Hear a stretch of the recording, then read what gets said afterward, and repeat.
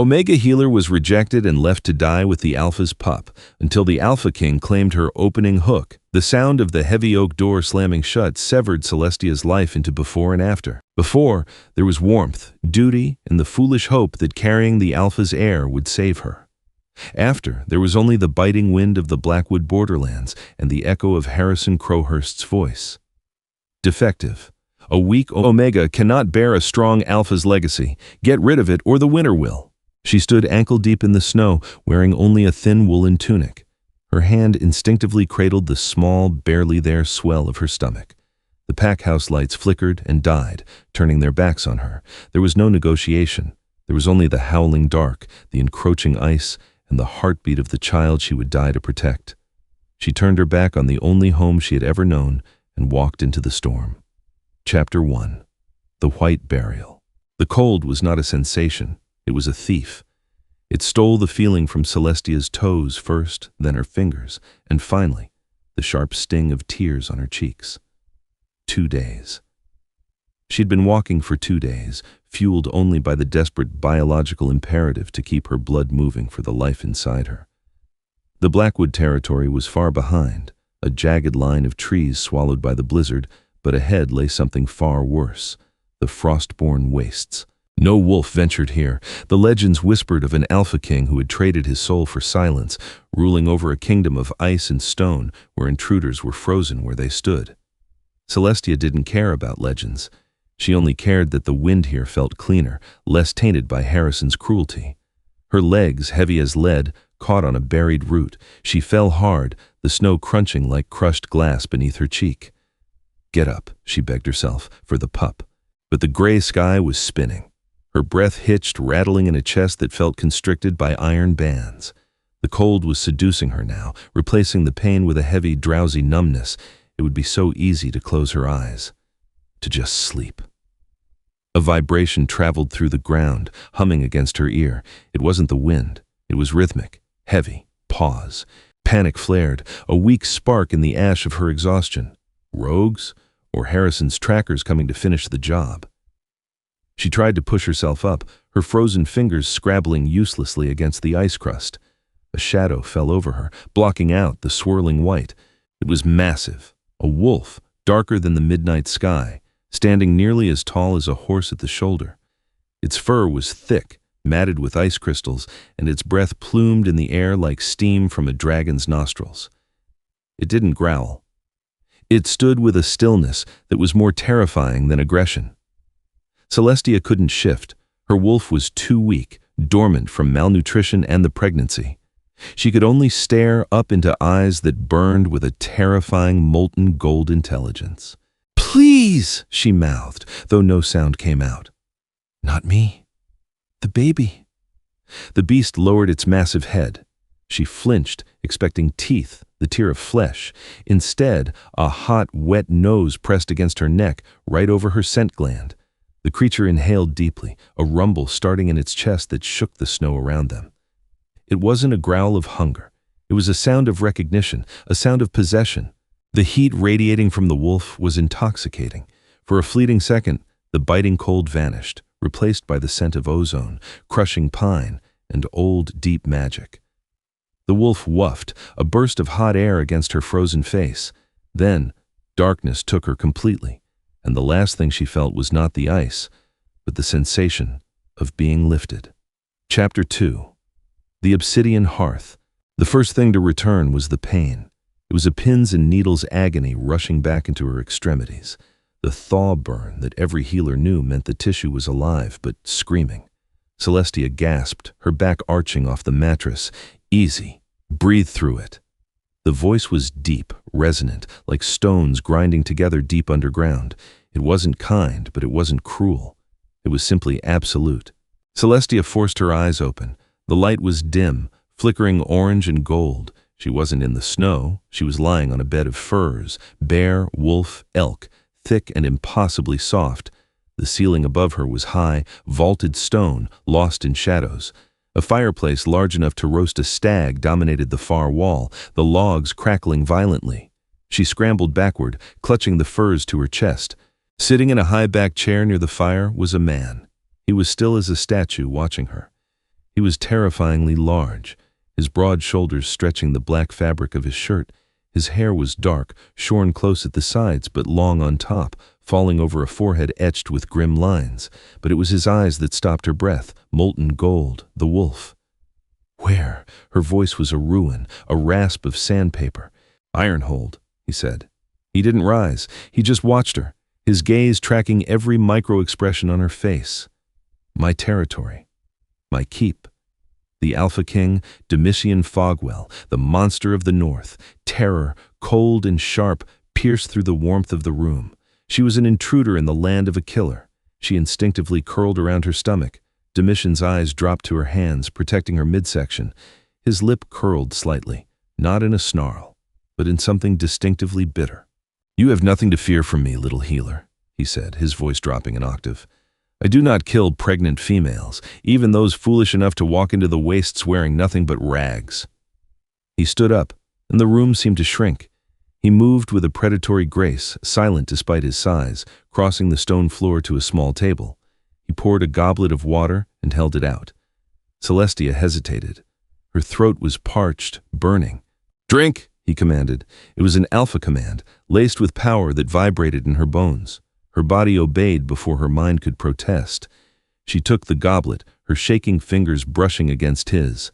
A shock wave, static electricity amplified 1,000 times, snapped between them. The goblet fell. Water splashed onto the stone floor. Celestia gasped, pulling her hand back as if burned. Domitian froze. His pupils blew wide, swallowing the gold. He looked at his own hand, then at her, an expression of profound shock cracking his stoic mask. The air in the room grew heavy, charged with a scent that suddenly exploded from her skin, vanilla and night-blooming jasmine, and from him, storm rain and cedar. Mate. The word hung in the silence, unspoken but deafening. Domitian took a jagged step back, his jaw clenching so hard a muscle feathered in his cheek. He looked at her stomach, at the scent of another alpha clinging to her, Harrison's rotten fading mark, and then back to her wide, terrified eyes. "Charles!" he roared, turning away from her, his voice shaking the heavy tapestries on the walls. The door burst open instantly. A man with wire-rimmed glasses and a harried expression, Charles Ravenbrook, the king's beta, stumbled in. "My king?" "Get the physician!" Domitian growled, facing the fire, refusing to look at Celestia again. His hands were gripped into fists at his sides. "Get Clementine, now!" "Sire, is she?" "She stays in the east wing." Domitian cut him off, his voice ragged. "She does not leave this room. Guard the door. If she tries to run, stop her." "King Domitian," Celestia whispered, the fear returning. "Please." He looked back at her over his shoulder. The longing in his eyes was a physical weight, warring with a deep, ancient revulsion. "Rest, Omega," he said, the title sounding like a curse. "You are safe from the cold, but pray you do not burn in my house." He stormed out, the heavy door slamming shut, leaving Celestia alone with the echo of a bond that shouldn't exist. Chapter 3. Veins of Ice. The fever came in waves, dragging Celestia under. For 3 days, she drifted in and out of consciousness. She knew she was being cared for. Cool hands wiped her forehead. Bitter broths were spooned into her mouth. She heard voices, soft, feminine ones, and the sharp, anxious tones of the beta, Charles. But she was waiting for the storm. She was waiting for the gold eyes. He never came. When the fever finally broke, it was morning. Sunlight, sharp and blindingly bright, streamed through the narrow arrow-slit windows of the fortress. "Welcome back to the land of the living." Celestia turned her head. A woman with kind eyes and gray-streaked hair was measuring a tincture at the bedside table. Clementine Hartmore. Celestia recognized the scent of herbs, sage, willow bark, crushed berries, a fellow healer. "My baby," Celestia rasped, her hand flying to her stomach. "Stronger than you are," Clementine said with a dry chuckle. "The pup has a warrior's heart rate. It took everything you had to keep him safe, which is why you nearly died. Hypothermia, exhaustion, malnutrition." Clementine's gaze hardened. "Who did this to you, child? Who sends a pregnant Omega into the wastes?" Celestia looked at the stone ceiling. "Harrison Crowhurst, Alpha of Shadowpine." Clementine hissed through her teeth. "Crowhurst, that ambitious rat. Why? He wanted an heir with pedigree, Celestia whispered, the shame burning her cheeks. He decided my bloodline was too weak, too soft. He wants a warrior, not a healer's son. The door creaked open. The temperature in the room seemed to drop 10 degrees. Domician stood in the threshold. He wasn't wearing the regal furs of the first night. He wore a simple sparring tunic, sweat glistening on his collarbone, his arms exposed and corded with muscle. He looked exhausted, as if he hadn't slept in the 3 days she had been out. Clementine bowed her head. My king. She is lucid. Leave us, Domician said. His voice was devoid of emotion. Flat. Clementine hesitated, glancing between the terrified girl in the bed and her massive king. She is still weak, sire. Do not leave us. Clementine nodded once, squeezed Celestia's hand, and slipped out.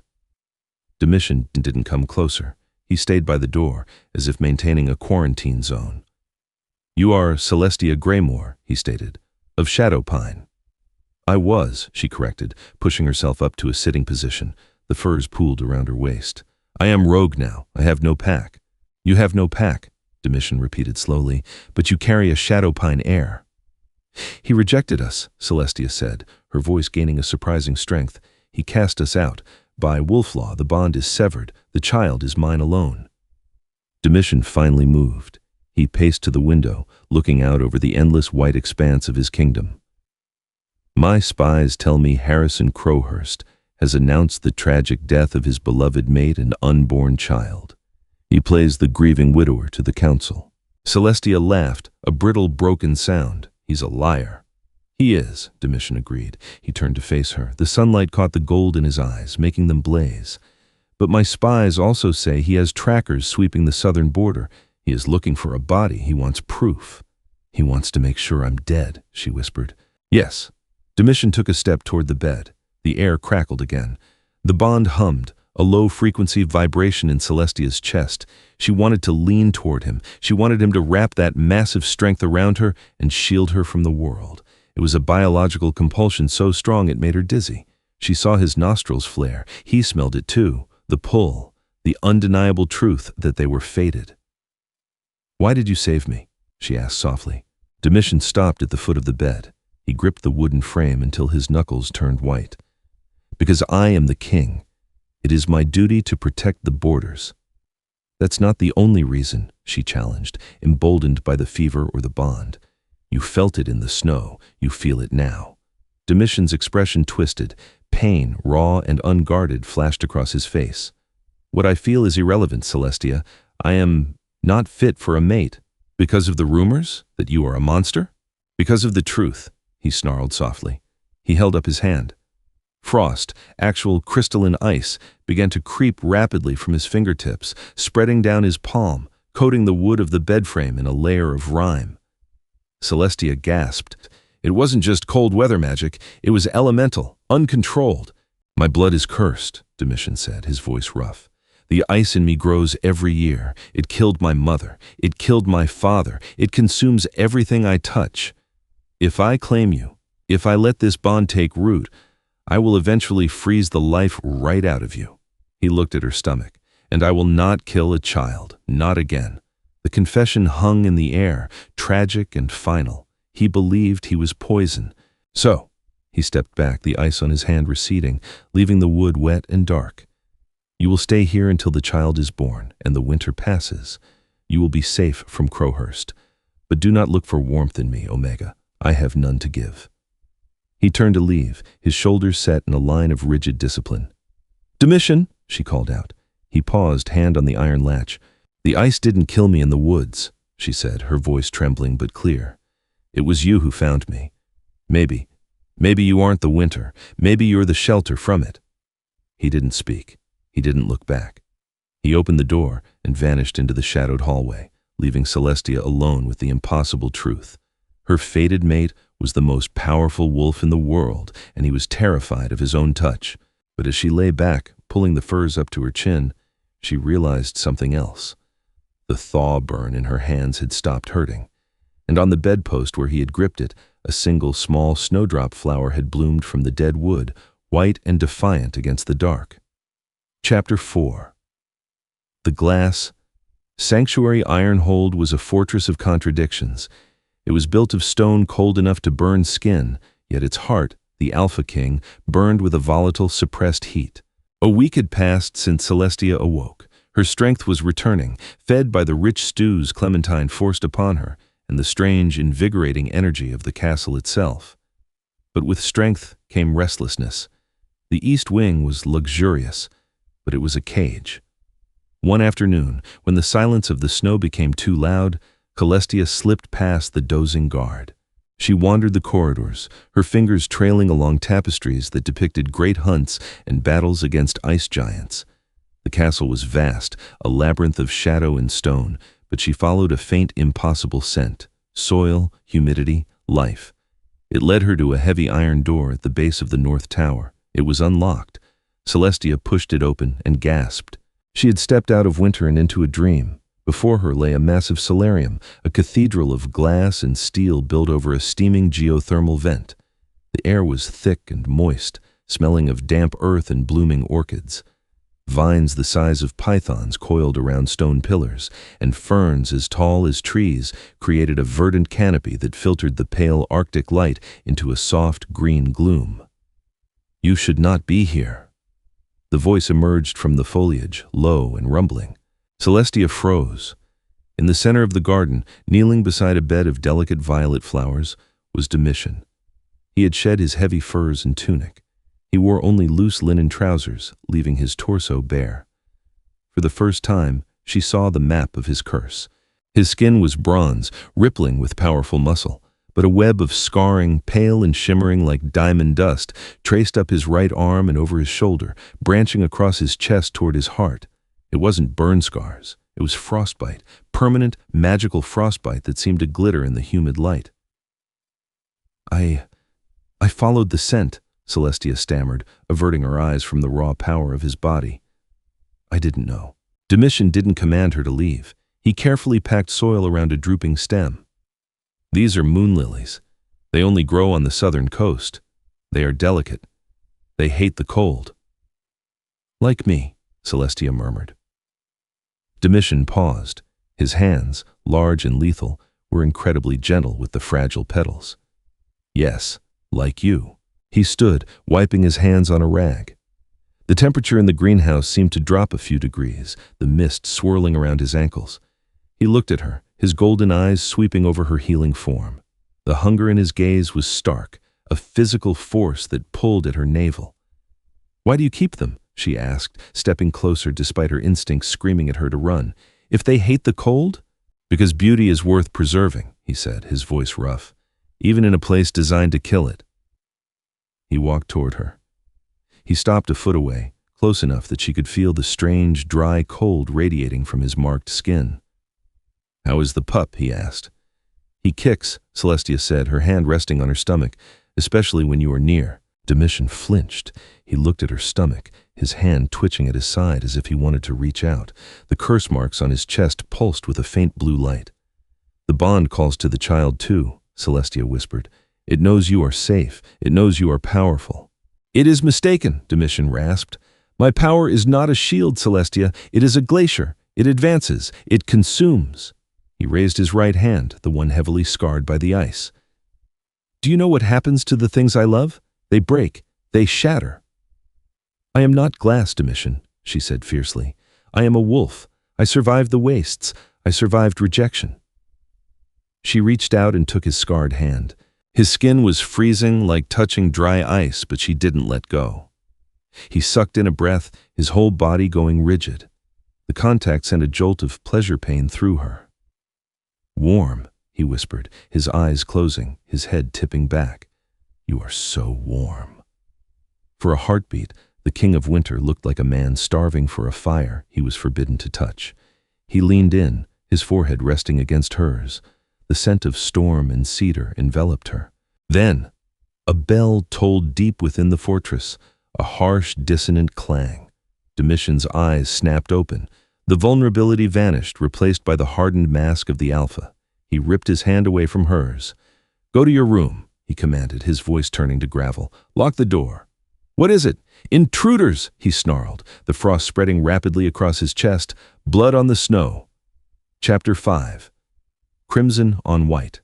The chaos was muffled by the thick stone walls, but Celestia could feel the violence in the air. It was a static charge, the collective adrenaline of the pack. She didn't go to her room. She went to the infirmary. Clementine was already there, organizing bandages and boiling water. The older healer looked up, her face grim. I told him you would be useless in a fight. I can't fight, Celestia said, grabbing an apron and tying it over her tunic. But I can sew. I can heal. Good, Clementine said, tossing her a roll of linen, because the first wave is incoming. The doors banged open. Warriors, dressed in the dark gray leather of the Ironhold Guard, carried in two of their own. The smell of copper and wet fur filled the room.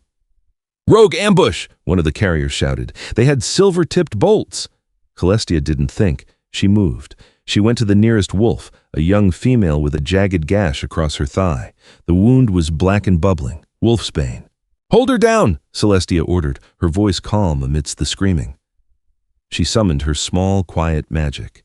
It wasn't the flashy elemental power of an alpha, but the steady knitting energy of a healer omega. She placed her hands on the wound, drawing out the poison, stitching the cells back together. For an hour she worked. Her hands were stained red, her back ached, but she didn't stop. Then, the heavy double doors at the end of the hall flew open. Domician entered. He was a nightmare made flesh. He was covered in blood that wasn't his, and his skin was encased in a thin, shimmering armor of ice. In his hand, he dragged a massive greatsword that trailed frost along the floor. Behind him strode a tall, imposing woman with a scar through her eyebrow. Odette Stormvale, captain of the guard. Domitian's eyes were glowing a blinding white gold.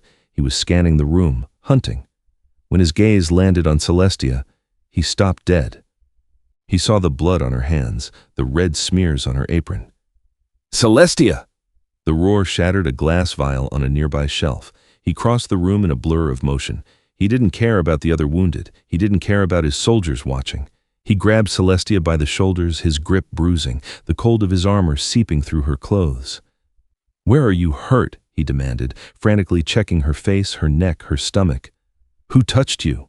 I'm not hurt, Celestia yelled, grabbing his wrist to stop his frantic search. Domician, look at me. It's not my blood. He froze, his chest heaving. The white glow in his eyes faded slowly back to gold. He looked at her hands, then at the young warrior on the table behind her, whose leg was neatly bandaged and healing. You were healing, he breathed, the realization crashing over him. I am a healer, she said firmly.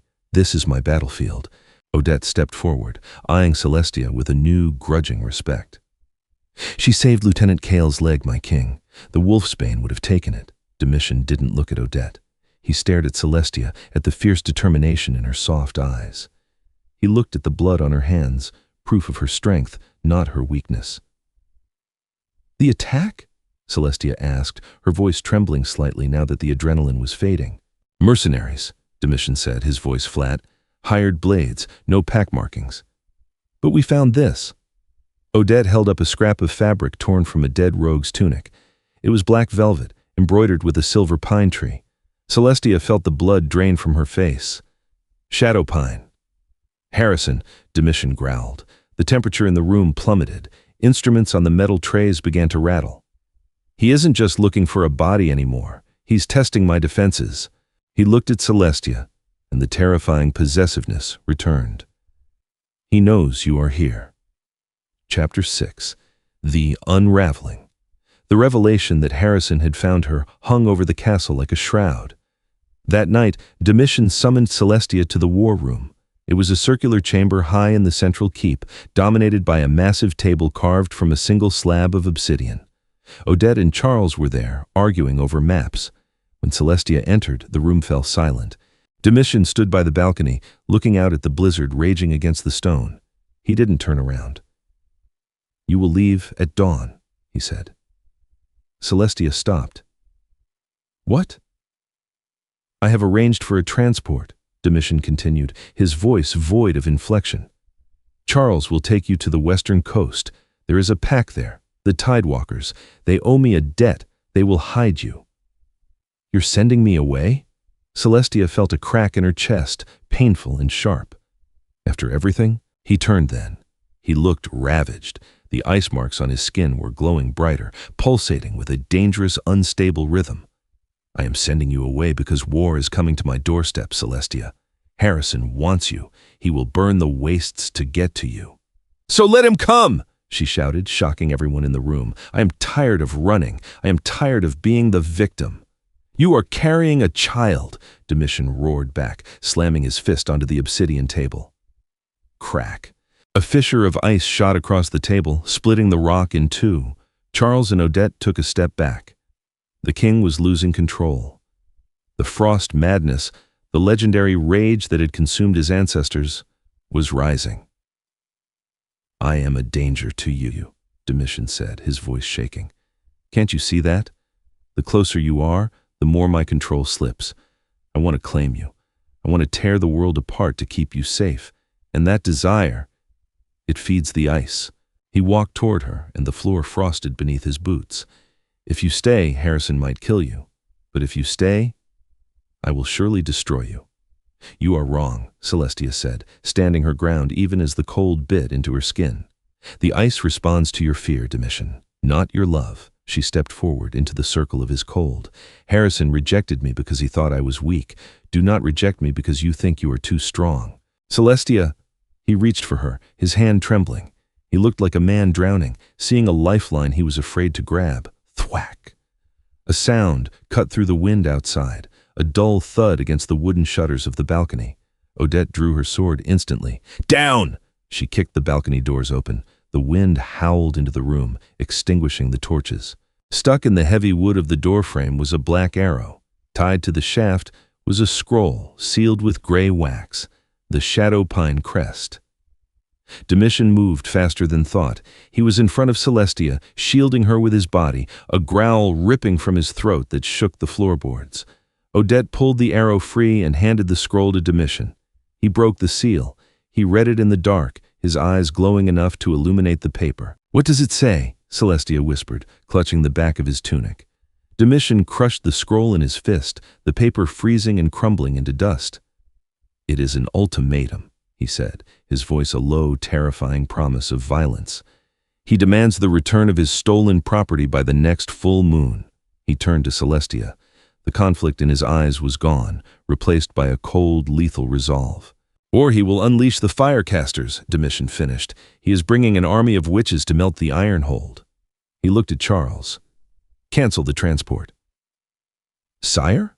Charles asked, surprised. Domician took Celestia's face in his hands. His touch was cold but possessive, absolute. She does not leave, Domician vowed. If Harrison wants war, I will give him an apocalypse. No one takes what is mine. Chapter 7. The Inferno at the Gates. The full moon did not rise white that night. It rose blood orange, choked by the smoke of 1,000 torches and the vile greenish fumes of alchemical fire. From the high ramparts of Ironhold, the view was apocalyptic. The pristine white expanse of the Frostborne Wastes, usually a silent sanctuary, had been stained by a seething mass of soldiers. Catapults groaned like dying beasts, hurling flaming projectiles that smashed against the ancient ice walls. But worse than the soldiers were the hooded figures standing in a chanting circle at the rear, the firecasters. They moved in unison, their hands weaving intricate patterns in the air. Waves of unnatural heat distorted the atmosphere, turning the falling snow into scalding rain that hissed as it hit the stone. Inside the keep, the air was suffocating, heavy with the scent of ozone and burning pine. They are melting the outer perimeter, Odette reported, her face streaked with soot and sweat. She was fastening her vambraces with trembling hands, her eyes wide with a fear she had never shown before. The ice is weeping, sire. Great sheets of water are cascading down the cliffs. It cannot hold against this much heat. Domician stood by the hearth in the east wing, fully armored in black steel plate, engraved with protective runes that pulsed with a faint, anxious blue light. He looked terrifying, a god of war carved from obsidian. But when he turned to Celestia, the mask fell away. His golden eyes were wide, swimming with terrified devotion. "You stay in the inner sanctum," he commanded, his voice tight, cracking on the edges. Clementine stays with you. If the walls are breached, there is a tunnel behind the tapestry of the first hunt. It leads deep into the mountain. You run. You do not look back. Celestia sat on the edge of the bed, her hands clutching her belly as another contraction rippled through her. The stress of the siege had accelerated everything. A dull, rhythmic ache was radiating through her lower back, a drumbeat of approaching destiny. I'm not leaving you. I will not run while you bleed for us. You must, Domician said, crossing the room in 2 strides to kneel before her. The metal of his greaves clanked against the stone floor. He removed a heavy gauntlet and placed his cold, bare hand on her flushed cheek. Harrison doesn't just want the child, Celestia. He wants to erase his mistake. He wants you dead. He wants to scour my kingdom from the map to get to you. He will have to go through me, she whispered fiercely, leaning into his touch, seeking the cold that had once frightened her. He will have to go through an army of the dead before he touches a hair on your head, Domician vowed, the promise vibrating in the air like a struck bell. He leaned in, capturing her lips in a kiss that tasted of desperation, salt, and goodbye. It was searing, pouring all his unspoken emotions into her, fear, devotion, and a love he still felt too cursed to speak aloud. For a moment, the war outside vanished, leaving only the frantic beat of their 2 hearts. As he pulled away, a sharp, tearing pain ripped through Celestia's abdomen. She gasped, doubling over, her fingers digging into the gaps of his armor. Celestia? Panic spiked in his voice, turning it shrill. What is it? She looked up, her eyes wide, wet, and filled with a sudden primal realization. The baby. He's coming. Now. Outside, a massive explosion shook the foundations of the castle. Dust rained from the ceiling, coating the firs in gray ash. Now? Domician looked at the door, then back at her, torn in 2. He comes now? In the middle of the fire? He knows, Celestia gritted out through clenched teeth, riding the wave of pain. He knows his father is at the gate. He wants to fight. Domician stood, his chest heaving. He looked at his sword, then at his mate. The choice was impossible, yet it had already been made. Go, Celestia breathed, gripping the bedsheets until her knuckles turned white. Defend our home, Domician. I will do my part. You do yours. Do not let them in. He looked at her one last time, etching every line of her face into his memory, her bravery, her beauty, her strength. I will return to you. I swear it on the ice. He turned and strode out into the hallway, his roar shaking the dust from the tapestries. Defend the east wing. Form the phalanx. Die before you let them pass. Chapter 8. Fire and Blood. The battle was a sensory nightmare. The smell of burning fur, roasting meat, and ozone choked the air. The sound was a cacophony of screaming steel and the hissing of steam as fire met ice. Domician fought like a demon unchained. His greatsword, Winter's Edge, was a blur of silver, cleaving through shadowpine pikes and shields as if they were parchment. Wherever he stepped, the ground froze instantly, trapping enemies in jagged snares of ice before he shattered them with a swing of his blade. But for every soldier he fell, 2 more took their place, swarming over the piles of their own dead. And the heat. The heat was relentless. The firecasters were weaving a massive, complex spell, a serpent of living flame that lashed against the main gate, melting stone into bubbling slag. Domician could feel his own magic waning, the ice in his blood boiling under the assault. He was sweating inside his armor, his movements growing heavy and sluggish. But the real battle was happening inside his chest. Through the mate bond, he could feel Celestia. He felt her agony, waves of crushing, ripping pain that brought him to his knees in the middle of the melee, forcing him to block strikes blindly. He felt her fear, sharp and metallic, and he felt the tiny, fluttering panic of the pup fighting to be born into a world of war. Push, he thought, sending the command down the bond even as he parried a flaming spear that singed his eyebrows. Fight, little one. We are the storm. Inside the sanctuary, Celestia screamed, a sound that harmonized with the chaos outside. I can't, she sobbed, sweat plastering her hair to her forehead. Her body felt like it was being torn apart. It hurts too much. I'm not strong enough. You can, Clementine urged, her voice a steady anchor. She wiped Celestia's brow with a cool cloth, her own hands shaking. You are an Omega. We are built for endurance. Alphas fight the battles, but Omegas win the wars. We are the stone that outlasts the storm. Breathe. Boom. The main gate splintered with a sound like a cracking spine. "They're inside!" Clementine yelled, her eyes darting to the heavy oak door she had barricaded. On the battlefield, Domician roared as the gate fell. He unleashed a nova of frost, turning a dozen men into statues, but he was thrown back by a massive fireball that struck his chest plate. He landed hard in the slush, his vision swimming with black spots. The breath was knocked from his lungs. Through the smoke, a figure emerged. Harrison Crowhurst stepped through the ruin of the gate. The Shadowpine Alpha looked impeccable, untouched by the grime of war. He wore a cloak of red velvet that trailed in the mud and held a sword that glowed with enchanted white-hot heat. "Look at you," Harrison sneered, walking over and kicking Domician in the ribs. The sound of cracking metal echoed. "The King of Winter, melting in the mud. I told you, Fogwell, you are obsolete, a relic of a frozen age." Harrison pointed his sword at the keep where Celestia's screams had fallen silent.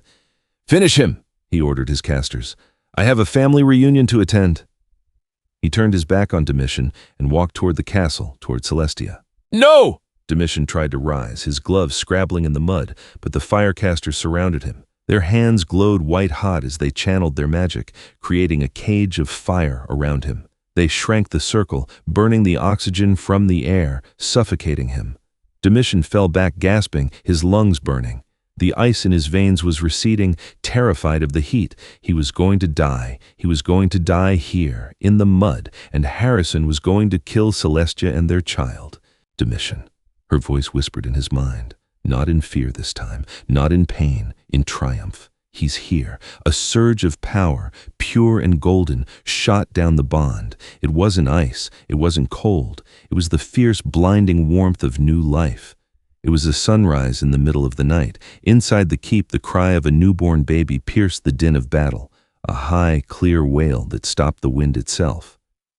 Domitian's eyes snapped open. The gold in his irises swirled and consumed the whites entirely.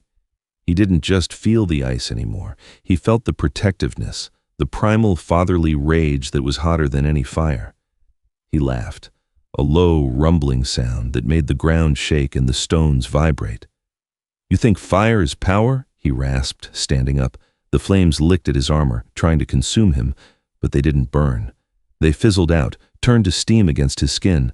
Frost began to explode from his skin, not the brittle, dangerous ice of his curse, but something new, something harder, diamond ice, unbreakable, eternal. "I am not just the winter," Domician roared, shattering the cage of fire with a flex of his will, the shockwave knocking the firecasters off their feet. "I am the blizzard." Chapter 9. The Alpha's Judgment. Harrison kicked open the door to the sanctuary, splinters of wood flying across the room. Celestia lay on the bed, pale and trembling, her hair matted with sweat. Bundled in her arms was a small shape wrapped in furs. Clementine stood between them and the Alpha, holding a surgical scalpel like a dagger, her old eyes blazing with defiance. "Get out of my way, hag!" Harrison backhanded Clementine without breaking stride, sending the older woman crashing into the stone wall where she crumpled, unconscious. He stalked toward the bed, the heat from his sword singeing the furs. "Let me see it. Let me see the defect." "He is perfect," Celestia hissed, clutching the baby tighter to her chest, curling her body around him. "And he is not yours, not anymore. You gave up your right to him in the snow." "He has my blood," Harrison snarled, his face twisted in a mask of ugly entitlement. "And my blood does not tolerate weakness. If he is a runt, I will end it now. If he is strong, I will take him and leave you to rot." He raised his glowing sword. "I will make this quick, Celestia, for old time's sake." He began the downswing. The temperature in the room dropped to absolute zero in a microsecond. Harrison's sword froze mid-air. The enchanted metal groaned, crystallized, and then shattered into dust, raining down like glitter. He was left holding a useless, frozen hilt. Harrison gasped, his breath turning into instant snow that fell to the floor. He turned around, his eyes wide. Domician filled the doorway. He was no longer armored in steel, he was armored in living ice. A crown of jagged frost hovered above his head, and mist poured from his shoulders. He didn't walk, he glided, the floor freezing instantly beneath his feet. "You," Domician whispered. The word hit Harrison like a physical blow, knocking the wind out of him. "How?" Harrison stammered, his teeth chattering violently as the cold bit through his velvet cloak. The fire, the casters. Your fire is a candle, Domician said, stepping closer. The air around him was so cold it burned. And I am the void. He grabbed Harrison by the throat. He lifted the other alpha one-handed, his feet dangling helpless off the floor. Harrison clawed at Domician's arm, but his fingers slipped uselessly on the ice armor. You rejected her? Domician said, his voice echoing with the weight of the mountain, calm and terrifying. You cast her out into the snow. You thought the cold would kill her. The frost began to creep up Harrison's neck, turning his skin gray, then blue. Veins of ice spread across his face. But you forgot one thing, Crowhurst, Domician murmured, leaning in close, his golden eyes burning into Harrison's fading ones. The cold preserves. It keeps things forever. It stops the rot. Harrison tried to scream, but his vocal cords froze solid. The ice consumed him, his chest, his face, his eyes frozen in a mask of realization and terror. Domician let go. Harrison Crowhurst fell to the floor, a perfect frozen statue. He did not shatter. He just lay there, a monument to his own cruelty, trapped in the ice of his own making. The silence that followed was deafening. The battle outside had stopped, the enemy fleeing from the sudden, unnatural winter that had descended. The ice armor melted from Domician's skin, evaporating into mist. He staggered, the adrenaline crashing, the godlike power receding to leave just a man. He fell to his knees beside the bed, his breath hitching. Celestia reached out. Her hand, warm and trembling, touched his cheek. He didn't pull away. He leaned into it, closing his eyes, inhaling her scent of vanilla and blood. "Is it done?" she whispered. "It is done," he rasped, covering her hand with his own. "They are running. The storm broke them." A soft, mewling sound came from the bundle in her arms. Domician opened his eyes. He looked at the child. Fear, raw and naked, returned to his face. Slowly, terrified, he reached out one large, scarred finger. "Will I hurt him? The ice, it's still in me." "No," Celestia said, smiling through her tears, glowing with exhausted pride. "You are his father now. He knows you. He called to you." Domician touched the baby's cheek. The skin was soft, warm, and impossibly fragile. The tiny infant turned his head and latched onto Domician's finger, gripping it with surprising strength. The baby opened his eyes. One was the soft, warm brown of his mother. The other was a brilliant, molten gold. "A chimera," Domician breathed, awe washing over his face as he stared at the genetic miracle. "He has the king's mark. He carries the winter and the earth." "He is strong," Celestia said, "like you." Domician buried his face in the furs next to his new family, inhaling the scent of milk and new life. For the first time since he was a boy, the king of Ironhold wept, and where his tears fell onto the furs, they didn't freeze. They stayed warm. 1 year later, the Frostborne Wastes were still cold, the wind still biting, but the Ironhold was no longer gray. The solarium had expanded, bursting from its confinement. Vines of ivy, jasmine, and moon lilies now climbed the stone walls of the keep, insulating the rooms and filling the drafty halls with the scent of spring. The ice that once coated the ramparts now coexisted with moss and lichen. On the balcony overlooking the valley, Celestia sat with a book in her lap. But she wasn't reading. She was watching the courtyard below, where the snow was packed down for play. A toddler, wrapped in a thick blue coat that made him look like a little bear, was waddling through the snow, chasing a white snow hare. Behind him, walking with a watchful, lazy grace, was a massive black wolf. The boy tripped and fell face first into a drift. The wolf was there instantly. He nudged the boy over with his wet nose, licking the snow off his face until the child shrieked with laughter, grabbing the wolf's ears with chubby fists. "Papa!" "Up!" The wolf shifted. The transition was smooth, like water flowing. Domician stood there, smiling, a real smile that crinkled the corners of his golden eyes. He scooped the boy, Orion, onto his shoulders. "Higher?" Domician asked, holding the boy's ankles. "To the moon!" Orion shouted, reaching for the sky. Celestia watched them, her heart so full it felt like it might burst. The scars on Domician's chest had faded to faint silver lines, beautiful etchings that no longer glowed with unstable magic. He hadn't lost his power. If anything, he was stronger, able to freeze a lake or bloom a flower with a thought, but the frost madness was gone. The balance had been restored. He looked up and saw her. The look that passed between them was hotter than any fire Harrison could have conjured. It was a promise, a bond that had survived rejection, death, and war to forge something unbreakable. "Coming down?" he called out, his voice carrying on the crisp air. "Orion wants to show you the ice castle we built." "I'm coming," she replied, standing up. She closed her book and walked out of the shadows, stepping into the brilliant light of her kingdom. She was no longer the rejected Omega who had walked into the snow to die.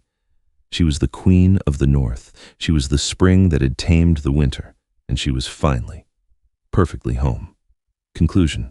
Celestia and Domician's journey reminds us that true strength isn't about dominance, isolation, or perfection, but about the courage to be vulnerable. Celestia found power in her gentleness, proving that healing is as fierce as any sword, and that an Omega's will can shatter mountains.